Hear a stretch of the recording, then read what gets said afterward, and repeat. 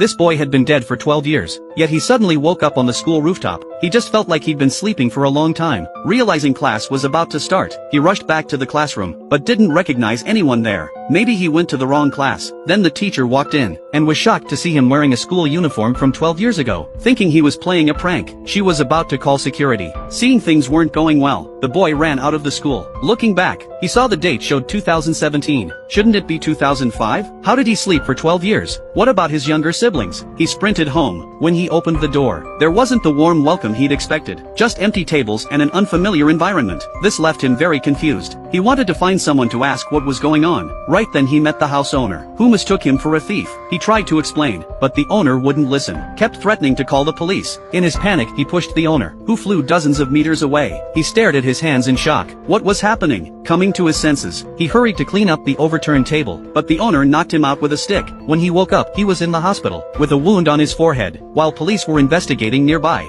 they asked for his name and birth date. The boy answered truthfully, "I'm David, born in 1987. The police were surprised. Someone born in 1987 would be 31 now. Are you kidding? The nurse finished bandaging him, saying they'd put 30 stitches in his forehead, warning about infection, and to pick up his medicine later. Seeing he wouldn't tell the truth, the police took him to the station, again asking for his name and birth date. The boy was helpless, insisting he wasn't lying. The police got angry, saying if the information was false, he'd face more charges for trespassing and obstruction, making things worse. But when they checked, the information was correct, though it showed he was deceased. He was shocked, and went to report to his superior. David went to wash his face, finding his forehead wound had completely healed, without any trace of stitches. Now he was even more confused. What had happened to him? As he was leaving the bathroom, he met an officer, who was startled by the name on his uniform. It was his childhood friend David, but hadn't he died 12 years ago? Even the voice was identical. He was completely baffled, realizing it was David's death anniversary. Could this be his spirit? Then David saw his name tag,